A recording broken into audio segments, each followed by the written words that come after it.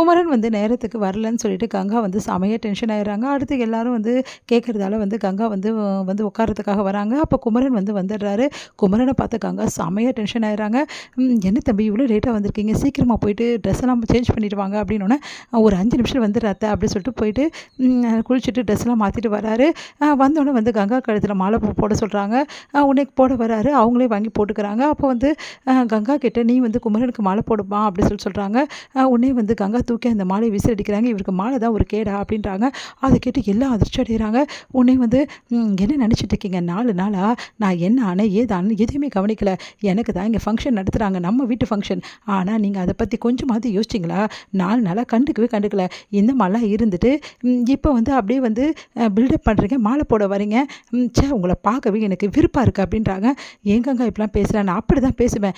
இந்த ஆளை போய் என் தலையில் கட்டி வச்சிங்களே, உங்களெல்லாம் என்ன பண்ண சாரதா செமையா டென்ஷன் ஆகி என்னடி பண்ணிட்டு இருக்க நீ? நான் பண்ணது எனக்கு நல்லா தெரியுமா? இவர் பண்ணது இவருக்கு தெரியுமான்னு கேளு. நீங்கள்லாம் ஒரு மனுஷனா? கட்டின பொண்டாட்டியை நல்லா வச்சுக்க துப்பு இல்லை, நீங்களாம் பேச வந்துட்டீங்களா? உங்களை பார்க்கவே எனக்கு வெறுப்பாக இருக்குது. எதுக்காக இந்த டைம் கூட மட்டும் வந்து நின்னுங்க? வேலையை போய் உங்களுக்கு தான் நிறைய வேலை இருக்குமே, அதையே போய் பார்க்க வேண்டியதானே? உங்களை பார்க்கவே எனக்கு விருப்பாக இருக்குது அப்படி சொல்லி டென்ஷன் ஆகி உட்காந்துடுறாங்க. அப்போ வந்து எல்லோரும் கங்காவை சமாதானப்படுத்த பார்க்குறாங்க. உடனே வந்து என்ன பண்ணுறாரு, நம்ம குமரன் போய்ட்டு ஒரு பாக்ஸ் எடுத்துகிட்டு வராரு. அதை பார்த்து எல்லாம் அதிர்ச்சி அடைகிறாங்க. என்ன இது அப்படின்னு சொல்லிட்டு பிரித்து காட்டுறாரு. பாத்தியா கங்கா, இது நீ கேட்ட ஒட்டியானம் கங்கா, இதை வாங்குறதுக்கு தான் 4 நாளாக நைட்டும் பகலும் வேலை செஞ்ச கங்கா. அந்த காசு இன்றைக்கி தான் என் கைக்கு கிடச்சிது. அப்போ கூட ஒரே பிரச்சனை ஆகிடுச்சு, கொடுக்க மாட்டேன், வேலையை இன்னும் ஒரு 10 பீஸ் இருக்குது, அதை முடிச்சு கொடுத்தா தான் தருவேன்னு சொல்லிட்டாங்க. ஆனால் அதை கூட அவங்கக்கிட்ட பேசி ரொம்ப கஷ்டப்பட்டு இந்த காசை வாங்கினேன் கங்கா. வாங்கி தான் உனக்கு இந்த ஒட்டியானத்தை வாங்கிட்டு வந்தேன்.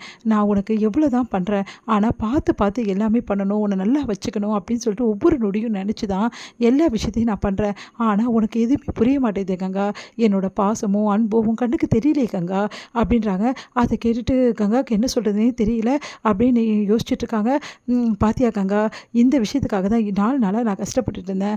ஆனால் அதை கொஞ்சம் கூட புரிஞ்சுக்காம நான் எதுக்காக கஷ்டப்படுறேன், ஏன் பண்ணுறேன், அதை பற்றி கொஞ்சமாவது யோசிச்சியா? நான் வரல, அது உன்னை கண்டுக்கல அப்படின்னு சொல்லிட்டு நீ நினைக்கிறியே, நீ நீ எனக்கு எவ்வளோ முக்கியம்னா நான் இதெல்லாம் பண்ணியிருப்பேன், அதை பற்றி நீ யோசிச்சியா கங்கா? எப்போவுமே நீ என் மனசை பற்றி யோசிச்சதே இல்லை கங்கா. உன்னோட கோபம் தானே உனக்கு முக்கியம். யார் இக்கரைப்பட்டு போனால் உனக்கு என்ன கவலை கங்கா? என்னை பற்றி நீ யோசிக்கலன்னு இப்போ புரியுதா கங்கா? என் மனசை பற்றி இப்போவாது உனக்கு புரிஞ்சுதா அப்படின்னு சொல்லிட்டு கேட்குறாரு. அதை கேட்டுட்டு வந்து கங்கா என்ன பண்ணுறதுன்னு தெரியாமல் அப்படியே யோசிக்கிறாங்க.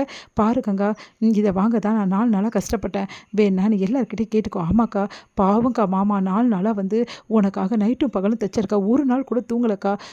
ஆமாங்க சிஸ்டர், ஒரு நாள் கூட ப்ரோ வந்து தூங்கவே தூங்கலை, அவ்வளோ கஷ்டப்பட்டு பிரதர் வந்து ஒர்க் பண்ணார், நானும் கூட தான் இருந்தேன்.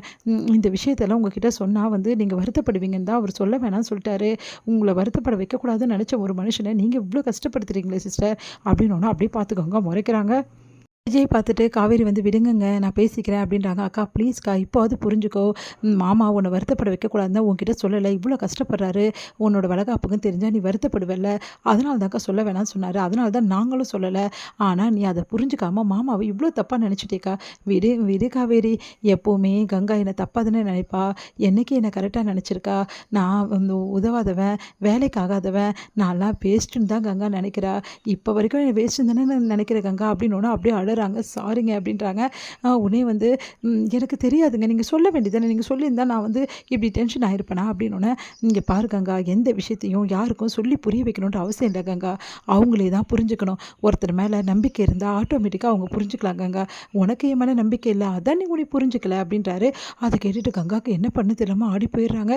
ஐயோ அப்படி சொல்லிட்டு அது வந்துங்க, சரி விடுங்க, அதான் நல்லது தான் நடந்ததில்ல கங்கா, இப்போவாது நீ புரிஞ்சுக்கிட்டல எதுக்காக வந்து தம்பி இதெல்லாம் பண்ணிச்சுன்னு சொல்லிட்டு அப்படின்னு சொல்லிட்டு கேட்குறாங்க. சாரதா புரிஞ்சுக்கிட்டம்மா அப்படின்னு.